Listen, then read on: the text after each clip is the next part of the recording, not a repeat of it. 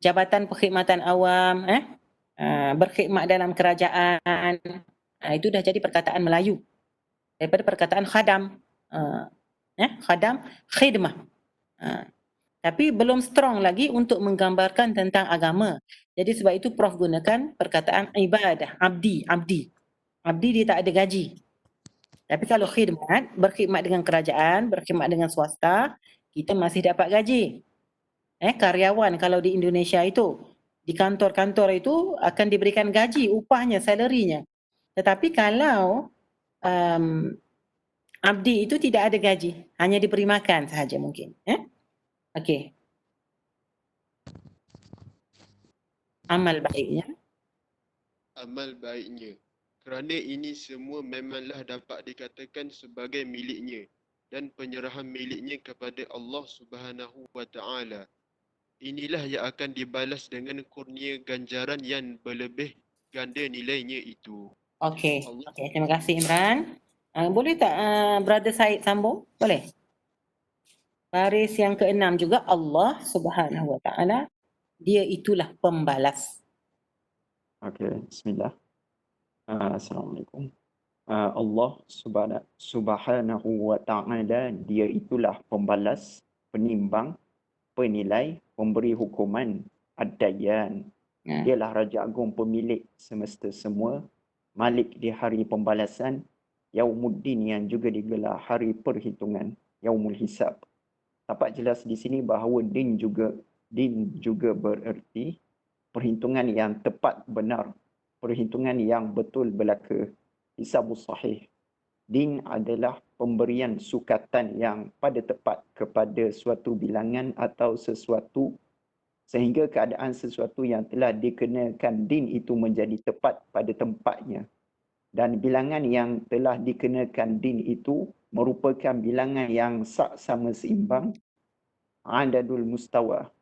Makna din yang jelas mirip kepada perkara perhitungan dan sifat hisab ini mengemukakan kenyataan faham tentang adanya berlaku suatu rencana kelengkapan undang-undang yang mengawal serta memerintah keadaan semesta semua sehingga segala-galanya terkawal tenteram dalam keseimbangan yang maha sempurna. Justru sebab Allah Subhanahu wa Ta'ala itu disifatkan sebagai Raja Agung pemilik semesta semua dan segala yang lain daripadanya itu diberikan sebagai kerajaan agungnya yang dikawal serta diperintah olehnya dengan kekuasaan dan kewibawaan yang maha mutlak. Malakut. Sekejap Raja Agung pemilik semesta semua itu macam dalam surah Al-Fatihah lah. Rabbul Alamin, itu Tuhan alam. Sekalian alam. Maksudnya bukan alam manusia sahaja, alam lain. Alam jinnya, alam malaikatnya, angkasa lepasnya, alam binatangnya, alam mineralnya dan sebagainya itu. Dan manakala bila kata Raja Agung itu Malik Yaumiddin.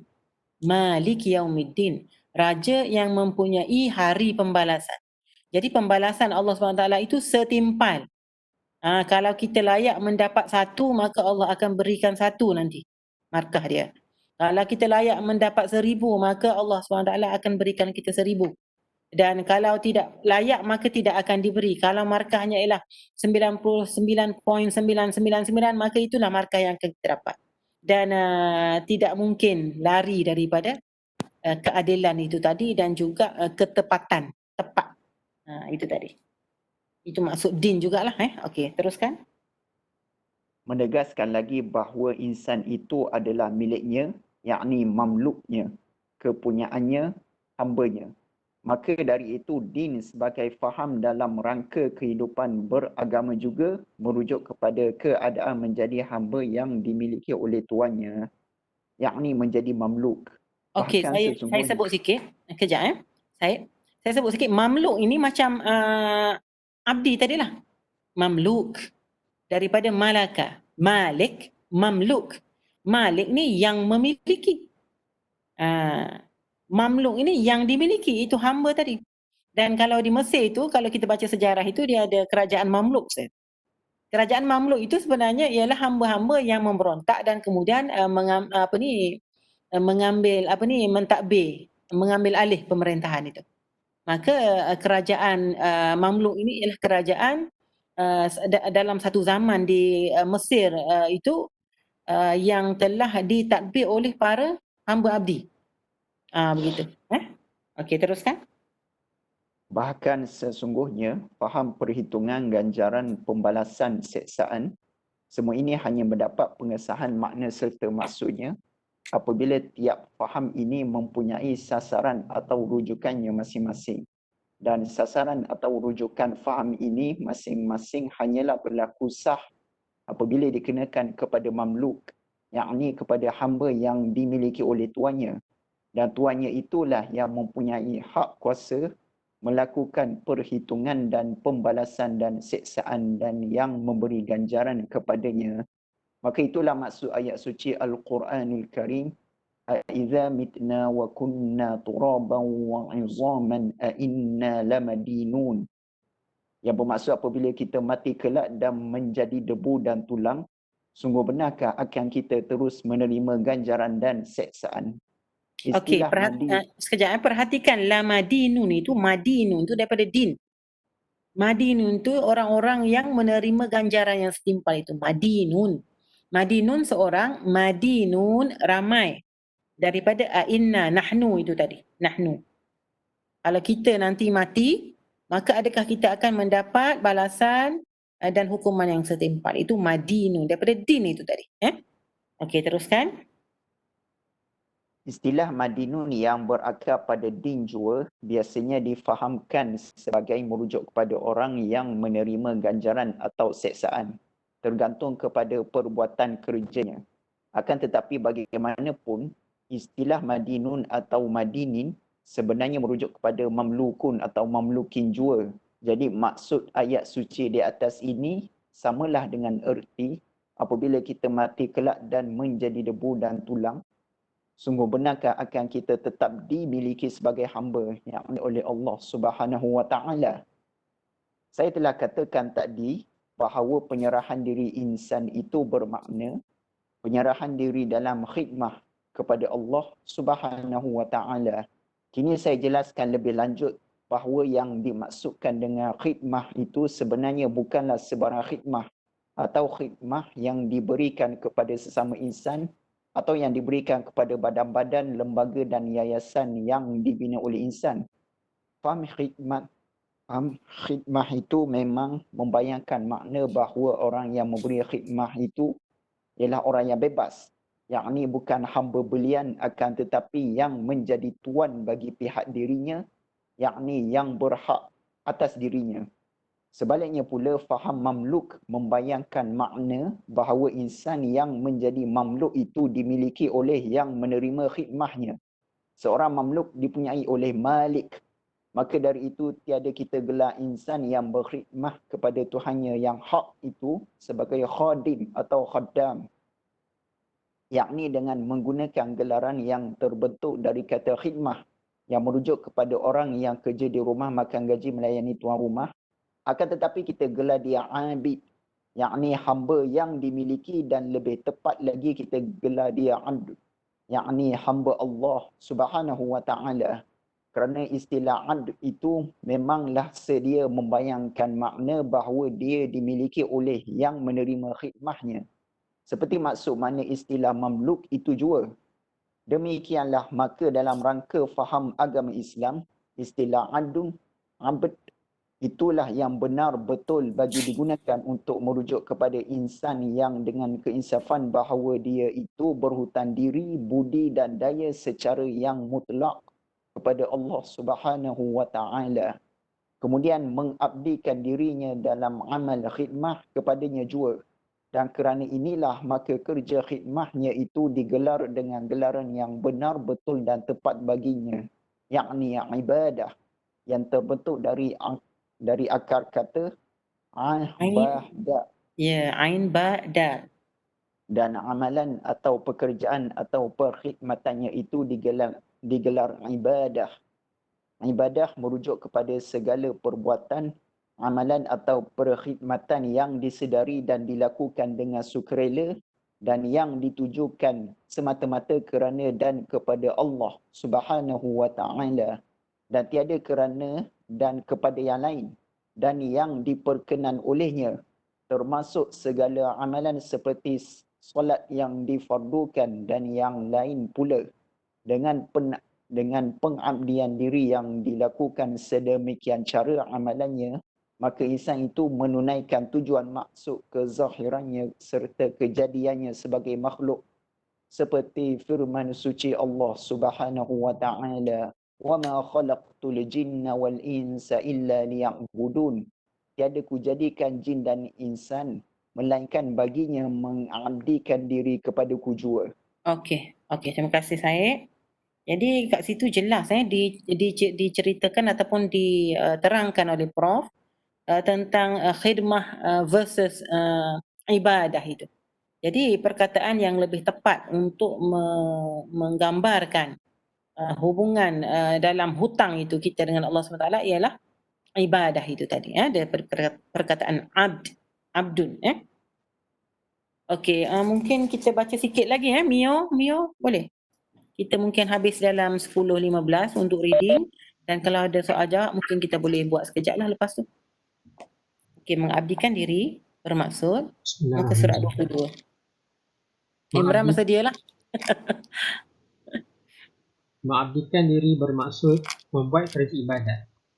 Apabila kita katakan tadi bahawa insan yang ibadat itu menunaikan tujuan, maksud kezahirannya dan kejadiannya sebagai makhluk, harus sudah tampak jelas bahawa kesedaran tentang tugas yang timbul dalam diri insan untuk menunaikan kewajipan tanggungjawab berakti kepada Tuhannya yang hak itu datang sebagai suatu anjuran rasa diri yang sesuai pada sifat asalinya yang memang sedia berkecenderungan untuk ibadat.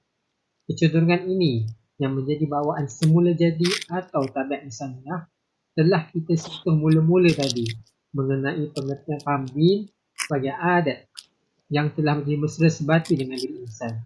Namun demikian, dalam rangka faham agama Islam yang merujuk pada kehidupan rohani, maka pengertian ini yang merujuk pada tabiat dan sifat asali insan digelar dengan istilah fitrah.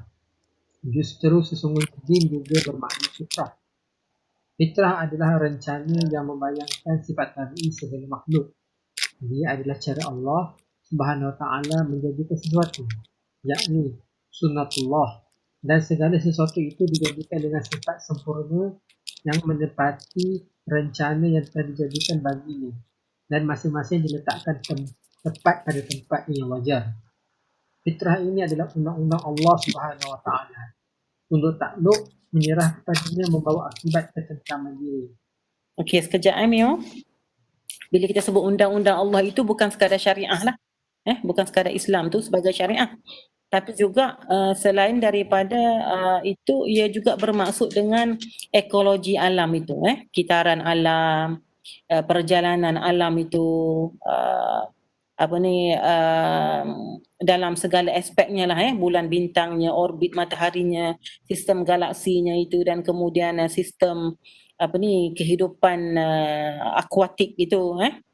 Jadi itu pun Islam, itu pun din juga, iaitu patuh kepada undang-undang sunnatullah, fitrah, adat yang telah ditetapkan oleh SWT. Sebab itulah mereka yang melawan takdir itu, melawan sunnatullah ini, dia dah jadi lain lah, huru-hara lah. Jadi contoh yang paling jelas ialah yang homoseksual tu dan juga transgender. Jadi bila dia tak nak menerima jantina yang telah diberi oleh Allah SWT kepada dia, maka jadi huru-hara lah, sebab mereka ini cuba untuk dalam pelbagai hal dia nak maintain keadaan biologi ataupun tubuhnya yang bukan asal itu, maka terpaksalah menghabiskan duit yang banyak untuk membeli pil hormon, terpaksalah buat pembedahan itu, pembedahan ini, terpaksalah juga suntik itu, suntik ini, dan kemudian terpaksalah juga menjaga diet begitu dan begini. Jadi menyusahkan. Bila kita lawan takdir dan sunnah ini, sunnatullah ini, maka ia menyusahkan. Lawan undang-undang, bagaimana? Nak kena dikejar polisnya, nak kena larinya, nak kena pandai menyamakan dirinya. Jadi susah. Hidup itu menjadi susah. Okey, teruskan. tunduk takluk menyerah kepadanya membawa akibat ketentraman diri.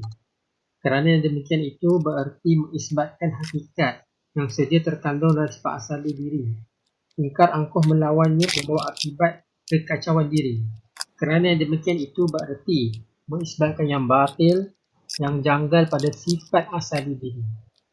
Maka fitrah itu ketertiban berlawan dengan kekacauan, keadilan berlawan dengan kezaliman. Apabila Allah Subhanahu Wa Taala berfirman, "Bukankah aku Tuhan kamu?" dan diri asali menjawab, dan diri asali insan mengangkat saksi bagi pihaknya sendiri menjawab, "Ya," menerima dan mengakui hakikat ketuhanan Tuhannya yang hak, maka insan telah mengikat dirinya kepada suatu perjanjian asali dengan Tuhannya itu. Dengan itu, maka apabila insan dizahirkan sebagai insan yang mengalami kehidupan duniawi ini, dia akan, jikalau diberi hidayah kepadanya, mengingati perjanjian asalinya dan akan mengerjakan amalan ibadatnya sebagaimana yang telah diringkaskan di atas, sehingga seluruh solatnya, segala amal solehnya, hidupnya dan mati itu semua dihidupi lengkap dalam dirinya semata-mata kerana Allah Subhanahu Wa Taala. Sesungguhnya salah satu faham fitrah sebagai bermaksud kepada din memang benar merujuk kepada isbatan diri asali insan akan perjanjian asali itu. Faham penyerahan yang dimaksudkan dalam kenyataan di atas bererti penyerahan yang disedari serta diredai. Yang ni tau'an. Yang ni tau'an ya. Yang ni yang saya sebut tadi, tau'an tadi. Dan penyerahan demikian tiada mengakibatkan hapusnya kebebasan bagi insan yang menyerah itu. Justru kerana kebebasan sesungguhnya bererti bekerja, berbuat dan bertindak menurut kehendak sifat asali atau tabiat hakiki insan. Okey, sekejap. Kalau kefahaman tentang penyerahan diri ni sebenarnya tidak disukai oleh Barat. Sebab apa tidak disukai oleh Barat? Sebab Barat memperjuangkan individualism dan juga human rights. Jadi bila kita sebut Barat ini mereka memperjuangkan human rights, berarti mereka hendak supaya diri itu diberi kebebasan. Jadi kebebasan Barat itu freedom ataupun liberty itu. Freedom F-R-E-E-D-O-M dan juga liberty L-I-B-E-R-T-Y itu dijadikan batu asas kepada setiap tindakan dan juga pemikiran mereka. Dia refer balik kepada yang saya sebut pada sesi yang mula-mula itu, sesi 1, siri 1. Sesi 1 saya sebut tentang bagaimana Barat memandang kebebasan itu. Jadi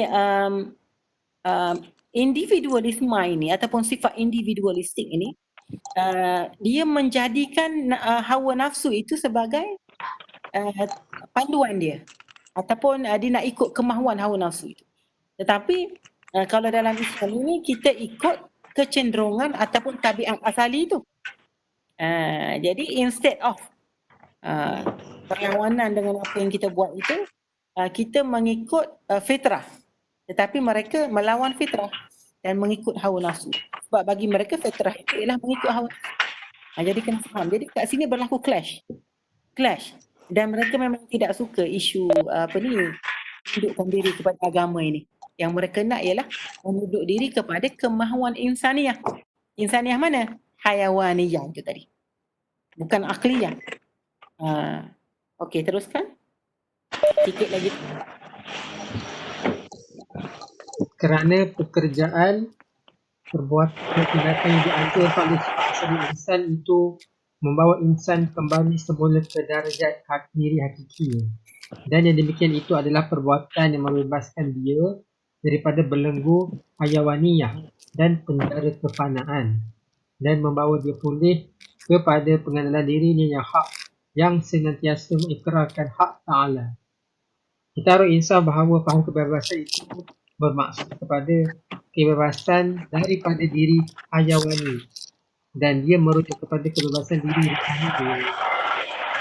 Maka insan yang benar-benar bebas ialah dia yang membebaskan diri rohaninya daripada diri hayawaninya, yakni dia menjadi bebas daripada penuntutan abadi dan daripada hutang agungnya. Insan yang menyerahkan dirinya kepada Allah SWT, sedemikian caranya itu dialah yang menghidupkan dalam dirinya kenyataan din yang sempurna. Okey. Imran tambah sikit lagi Imran ya, last. Imran tengah steady tu. Di penyerahan diri. Penyerahan diri kita katakan lagi bermaksud kepada penyerahan yang disedari serta diredai dengan sepenuh hati. Sebab andai kata penyerahan itu tiada disedari dan diredainya, maka betapakah dapat penyerahan demikian itu benar-benar digelar dan diberi maksud sebagai penyerahan sejati. Faham penyerahan diri itu memang suatu faham yang terdapat pada akidah semua agama. Namun, demikian kita tetap teguh mendakwa bahawa tiada semua agama memberi faham dan melakukan penyerahan diri. Penyerahan diri itu bukanlah yang dimaksudkan penyerahan yang berlaku hanya dalam sementara waktu atau yang berlaku sekali-sekali sahaja. Sebab penyerahan sejati adalah suatu perbuatan diri yang berlaku terhadap diri itu sendiri secara terus-menerus meliputi jangka masa kehidupan akhlaki. Ini saya terangkan tadi ada 3 syarat penyerahan tu. Yang pertama sedar, yang kedua berterusan dan yang ketiga apa tadi? Pertama sedar, kedua berterusan dan yang ketiga rela. Begitu. Yang ni bercakap tentang yang kedua lah ni, berterusan. Okey. Dan bukan pula penyerahan diri itu suatu tindakan batin yang berlaku hanya dalam hati dan akal fikiran belaka. Tanpa dijelaskan pula secara zahir pada diri jasmani sebagai amal ibadat yang mematuhi dengan taat setiap perintah Allah Subhanahu wa taala. Penyerahan diri kepada kehendak Allah Subhanahu wa taala itu samalah maksudnya dengan taat kepada perintahnya. Istilah yang mengandung makna penyerahan diri seperti yang dimaksudkan, yakni penyerahan sejati adalah aslama.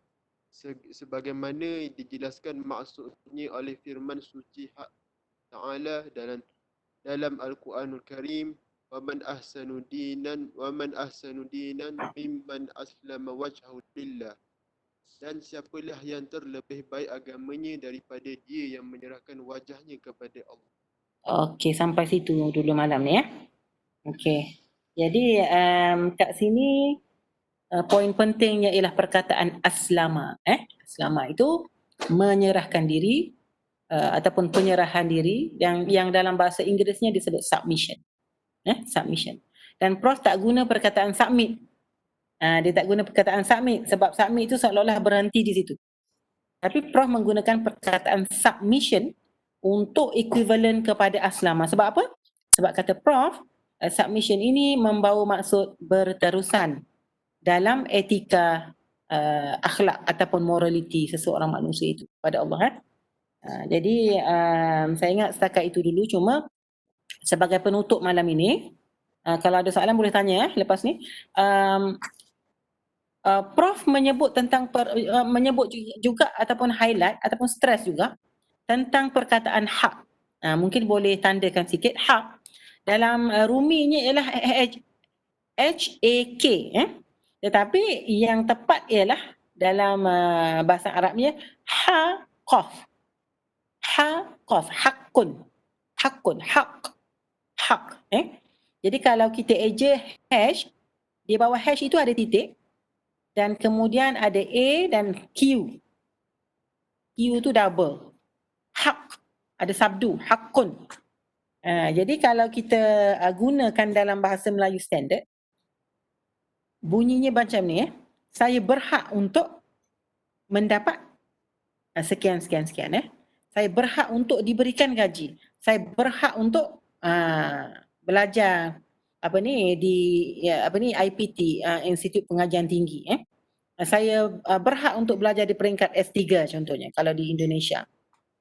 Jadi saya nak jelaskan di sini, hak ni ramai orang kita lupa bahawa yang mereka faham hak ini ialah yang kita patut dapat semata-mata.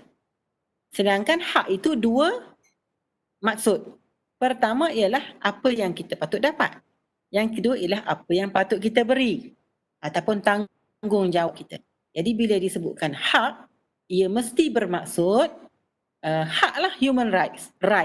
Apa yang patut kita dapat, tetapi dalam masa yang sama kita bertanggungjawab atas segala tindakan, perbuatan dan pengamalan kita. Saya ingat setakat itu saja. Aqulu qawli hadha wa astaghfirullahal azim li wa lakum. Wassalamualaikum warahmatullahi wabarakatuh. Saya serahkan balik kepada Mio lah.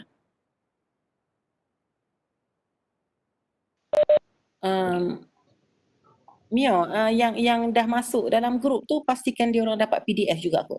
Nanti Mungkin dia orang kami- boleh buka masa kita baca ni. Ya, Alhamdulillah kita dah tamat untuk sesi bacaan dan juga diskusi.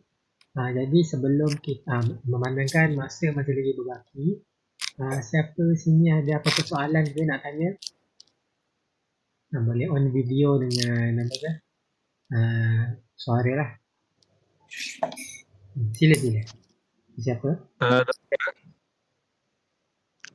Ayawan Ya. Ustaz, sila Ustaz. maksudnya religion yang digunakan oleh orang putih pun tidak tepat lah nak terjemah agama sebetulnya. Maknanya orang Islam yang guna bahasa Inggeris pun sepatutnya dia kena guna istilah din lah. Barulah tidak menimbulkan kekeliruan macam tu Raja. Oh, dia begini. Prof sendiri pun menggunakan perkataan religion dalam buku dia yang ditulis dalam bahasa Inggeris, The Concept of Religion. Tetapi dijelaskan di peringkat awal, what I mean by religion is equivalent dia tu ialah din. Jadi kita nak bercakap contohnya macam ni, kalau kita sebut setiap kali kita nak menerangkan tentang sesuatu perkataan, maka kita kena jelaskan apa yang kita maksudkan dengan perkataan itu. Jadi sebab Prof dia menulis buku itu, dia ada dia punya target audience dia, sasaran dia tu, maka mereka memahami agama itu sebagai religion. Maka dijelaskan oleh Prof, saya menggunakan perkataan religion dalam buku ini, tetapi maksud saya ialah din. Dan din itu ialah seperti berikut, 1, 2, 3, 4 dijelaskan. Jadi ini adalah amalan ulama' dululah. Ulama' dulu apabila mereka menjelaskan tentang suatu konsep, maka disebut maknanya apa? Yang dia maksudkan itu apa? Supaya tidak berlaku percanggahan dan juga tanakut itulah yang tidak perlu itu. Itu satu. Yang kedua, bahasa Inggeris itu sendiri bukanlah bahasa yang mampu untuk menggarap kefahaman tentang agama juga sebenarnya. Sebab apa? Sebab worldview ataupun pandangan alam barat ini pun sudah sebenarnya secularized banyak. Jadi perkataan-perkataan mereka itu perlu dijelaskan dengan agak mendalam jugalah kalau kita nak beritahu tentang perbezaan itu. Contoh tadi pasal religion lah. Tapi akhlak pun macam tu juga. Kalau di barat itu digunakan morality. Tetapi kata Prof, morality itu kita gabung dengan ethics. Ethics and morality barulah membentuk akhlak. Barulah membentuk perkataan akhlak yang dalam bahasa Arab. Jadi cuba kita tengok orang Melayu pula. Orang Melayu Orang Melayu walaupun dia gunakan perkataan agama, tetapi yang dimaksudkan dengan agama itu ialah din. Walaupun kita kata agama, mu ni dok cara ke agama, mu ni dok ajar agama kan mu ni dok cakna kepada agama. Itu maksud kita bila kita bercakap begitu, kita maksudkan itu Islam. Maksudkan itu din yang kita ceritakan ni. Itu berbeza. Sama macam sembahyang. Sembahyang itu perkataan yang bahasa Arabnya yang digunakan dalam hadis-hadis ialah solah. Solah. Sallu kama ra'aitumuni usalli. Maka sembahyanglah kamu seperti mana kamu tengok aku sembahyang. Tengok, ikut aku sembahyang ni. Jadi noun dia ataupun kata nama dia ialah solah. Solatun, solah, solat, salawat. Tapi di dalam bahasa Melayu kita gunakan sembahyang. Tapi yang dimaksudkan itu bila kita kata Umi nak pergi mana? Umi nak pergi sembahyang. Kita tidak maksudkan seperti penyembahan orang Cina itu, dia tokong dan sebagainya di tepi dinding kedai dia, tidak. Memang dalam kepala kita yang tu. Sebab itulah orang Melayu kalau dia sebut oh my God, Memang adalah ustaz-ustazah yang tegur anak-anak murid tu. Tetapi anak-anak murid kita ni sebenarnya mereka memahami, oh my God, yang dimaksudkan itu ialah Allah, tidak ada yang lain. Tetapi kalau bangsa lain saya tak pasti. Kalau orang Melayu, sebab itulah orang Melayu ini kalau dalam perlembagaan itu sepatutnya takrifan ataupun definisi itu ialah Muslim dan mengamalkan adat Melayu. Sekarang ni saya tak tahulah, dah melampau tu, itu hal lain lah, itu kita cerita lain kali lah tentang murtad tu, reddah tu. Dan sebab itulah Prof dan juga anak-anak murid Prof, mereka ini sangat teliti apabila menyebut tentang satu konsep itu, maka dinyatakan mustalahat itu dengan jelas. Contohnya kalau Dr. Zaidi, maka apabila dia bercakap tentang akal, ada beliau menulis tentang akal ataupun tentang kemahiran berfikir aras tinggi dan sebagainya itu, maka disebutkan rationality itu apa, reason itu apa, akal itu apa. Dan disebutkan juga kalau dalam konsep pendidikan itu apa yang dimaksudkan dengan kebat dan sebagainya itu, dikaitkan dengan kefahaman ulama dulu di dalam tradisi kita tentang akal itu, konsep akal dan juga macam Dr. Wan Suhaimi, Profesor Mahir Dr. Wan Suhaimi pun menjelaskan dengan panjang lebar tentang ilmu tu apa. Jadi dalam bahasa Melayu sebenarnya sudah banyak perkataan-perkataan Arab itu sudah diserapkan masuk. Jadi dalam buku ini saja saya terangkan sebelum ni dah. Tajuk dia saja, Islam, faham agama dan asas akhlak. Boleh dikatakan hampir 100% perkataan Arab tu. Islam, faham, asas, akhlak. Itu dah 4 di situ. Dan yang sepanjang kita baca tadi tu, saya boleh kata lebih kurang lah 40% perkataan Arab sudah terserap masuk dalam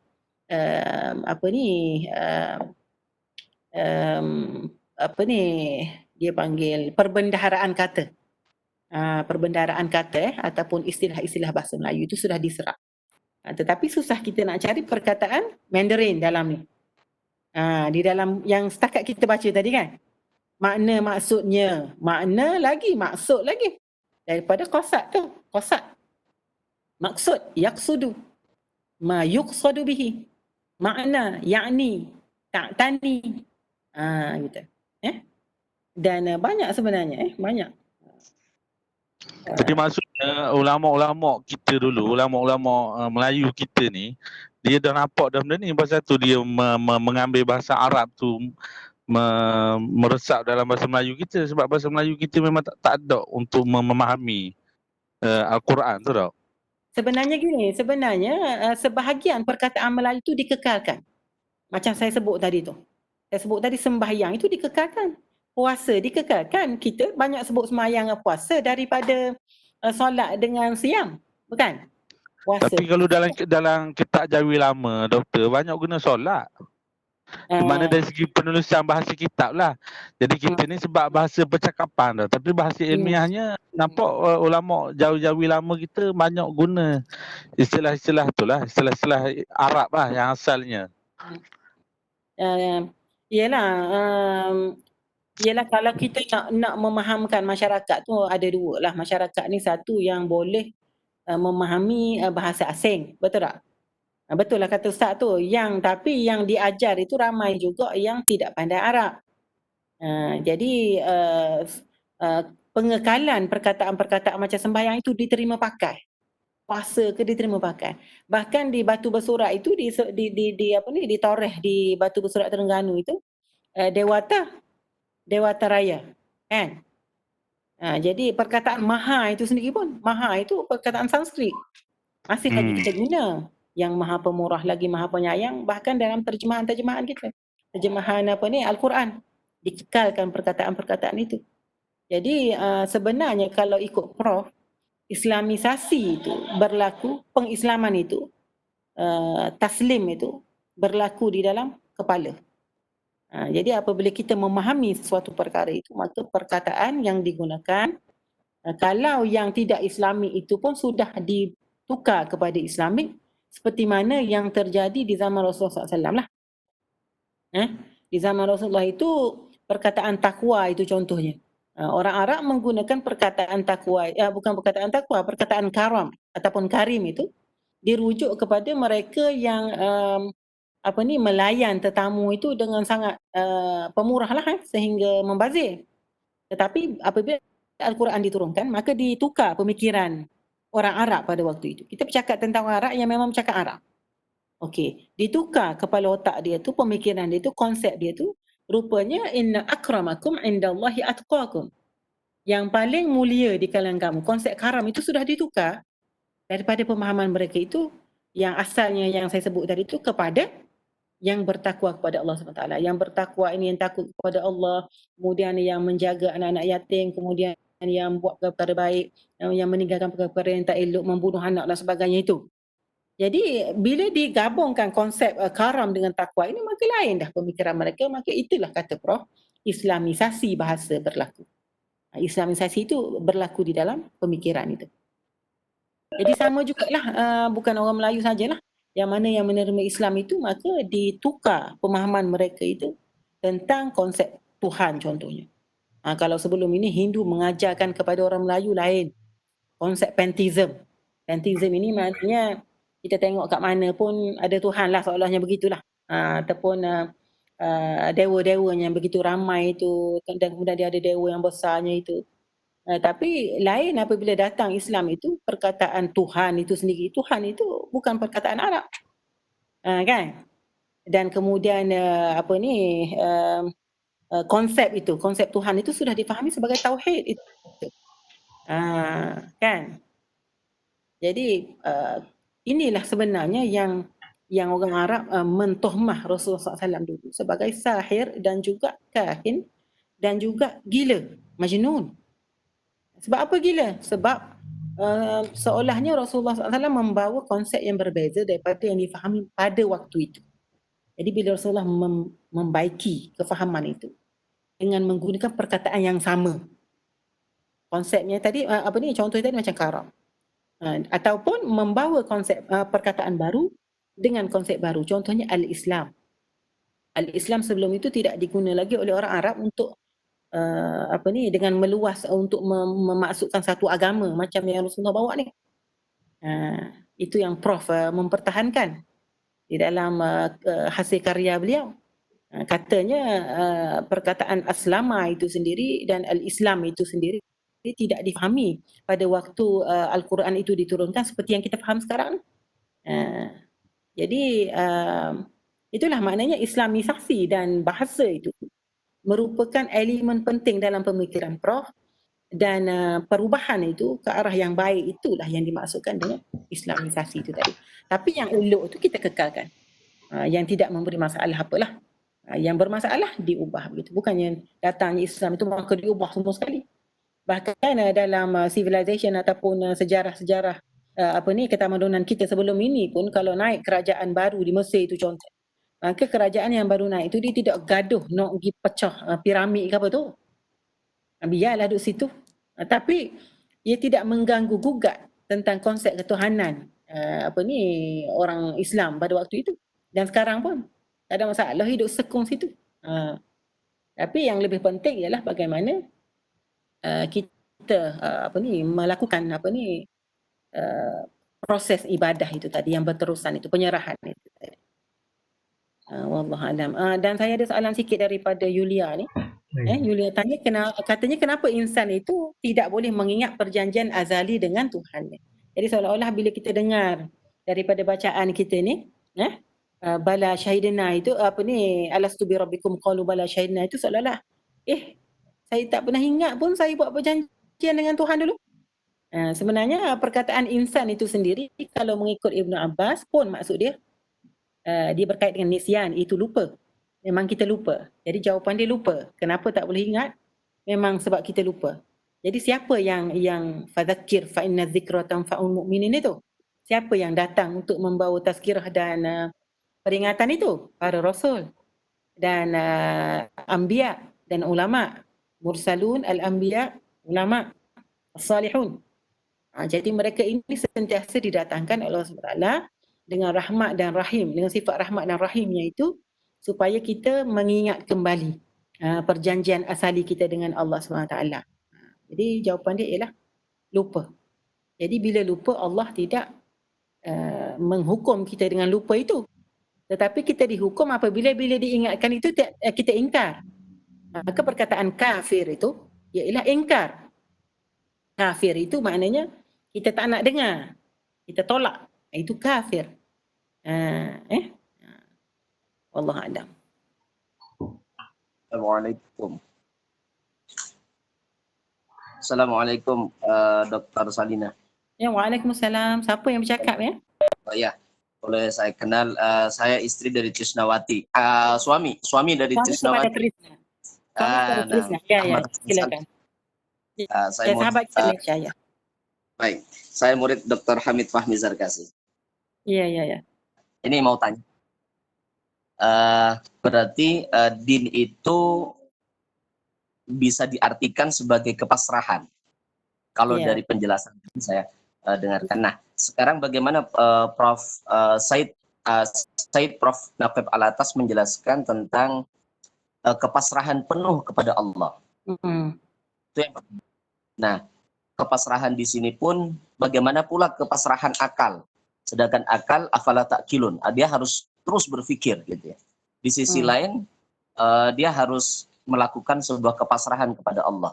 Nah, khawatir nanti jatuhnya kepada bagaimana kemudian kepasrahan itu sebagaimana Jabariyah atau Qadariyah akan akhir. Nah, di sisi lain Allah menyampaikan innallaha la yughayyiru ma biqaumin hatta yughayyiru ma bi anfusihim. Nah, kalau seperti itu bagaimana penjelasan daripada Said Prof. Naqib Alatas? Jazakumullah. Assalamualaikum. Okey, dua hal lah kat sini ya. Pertamanya tentang tentang pasrah itu tadi ataupun kita sebut sebagai penyerahan itu tadi. Ataupun kita sebut sebagai aslama, submission itu tadi ya. Penyerahan itu tadi. Penyerahan yang disebut oleh Prof itu tadi ialah dalam bentuk tau'an wa karhan. Tau'an wa karhan. Tau'an itu maksudnya dengan sebenar-benar penyerahan lah. Taat, tidak ada pemberontakan, tidak ada disobedience, tidak ada paksa rela. Kesemuanya rela dan dijalankan secara sedar, conscious dan berterusan, continuous. Tetapi terdapat juga yang bersifat karhan itu. Yang bersifat karhan itu ia berkait juga dengan manusia. Tetapi tidak berkait dengan selain pada manusia lah. Maknanya makhluk itu maksud makhluk itu ialah selain pada Allah SWT. Jadi di kalangan makhluk itu selain daripada insan itu menerima secara tau'an. Tetapi manusia itu ada sedikit bahagian karhan itu, tetapi selepas mereka datang kepada seruan Allah secara tau'an, dan kemudian karhan itu hanyalah berlaku selepas itu kata Prof lah. Okey, dalam penjelasan beliau tentang maksud tau'an wa karhan itu satu. Yang kedua, saya kalau kita nak betul-betul bercakap secara secara terang lah sebenarnya memang betul ada masalah yang berlaku ataupun perbahasan berlaku tentang Jabariyah dengan Qadariyah ini. Yang satu mengatakan bahawasanya manusia itu mempunyai kuasa juga untuk mengawal ataupun membuat sesuatu. Bukan semata-mata berharap kepada Allah SWT itu dari segi tindakannya, dari segi pemikirannya dan juga bahkan kerdipan mata itu sendiri. Tapi satu pihak yang lain ini, yang ekstrim ini mengatakan bahawa segala-galanya adalah daripada Allah SWT. Jadi sebetulnya saya kurang beranilah untuk menjawab isu ini dengan mendalam. Bahkan saya rasa ada yang lebih utama yang berhak untuk menjawab tentang persoalan ini. Tetapi sefaham saya, Prof lebih kepada bahawasanya Allah SWT itulah yang sebenar-benar mengawal segala tindak laku dan juga pergerakan serta action kita ataupun amal kita. Jadi seolah-olahnya sebenarnya takdir itu pun takdir dan juga qada dan qadar itu pun telah ditetapkan, ditentukan. Jadi segala apa yang kita lakukan, option yang kita buat, pilihan yang kita lakukan itu pun di dalam ilmu Allah SWT itu. Dan saya seperti saya nyatakan, saya tidak beranilah untuk masuk ke dalam perbincangan ini dengan lebih dalam. Mungkin tuan boleh tanyakan kepada yang lebih pakar dah, dan yang boleh mampu menjelaskan dengan panjang lebar tentang perkara ini. Maafkan saya. Okey, terima kasih. Okay, jadi insyaAllah masa pun dah mencemburu kita. Jadi Dr. Selina ada apa-apa lagi ke sebagai bicara? Ya. Dr. Selina masa dah nak Yes. Dr. Selina ada apa-apa ke nak sebagai penutup? Ya, itulah saya dah jelaskan tadi tentang hak tadi tu, perkataan hak. Hak itu bukan bererti human rights semata-mata.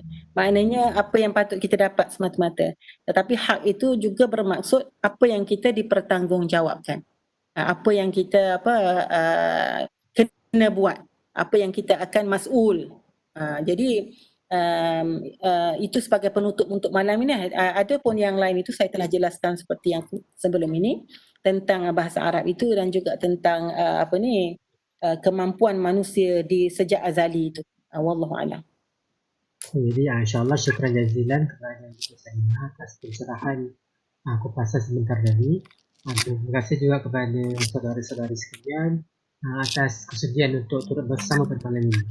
Jadi insyaAllah siapa yang ada persoalan dan pertanyaan ataupun cadangan dan sebagainya boleh usulkan dan boleh nyatakan dekat grup WhatsApp, sebab grup tu kalau ada perbincangan apa-apa dipersilakan, sangat-sangat dianukan. Jadi insyaAllah kita tutup diskusi kita pada malam ini tentang Al-Baqarah atau Surah As.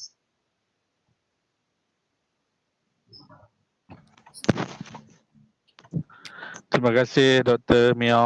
Assalamualaikum. Assalamualaikum warahmatullahi wabarakatuh. Assalam. Terima kasih Dr. Salina. Terima kasih juga. Ya, terima kasih semua.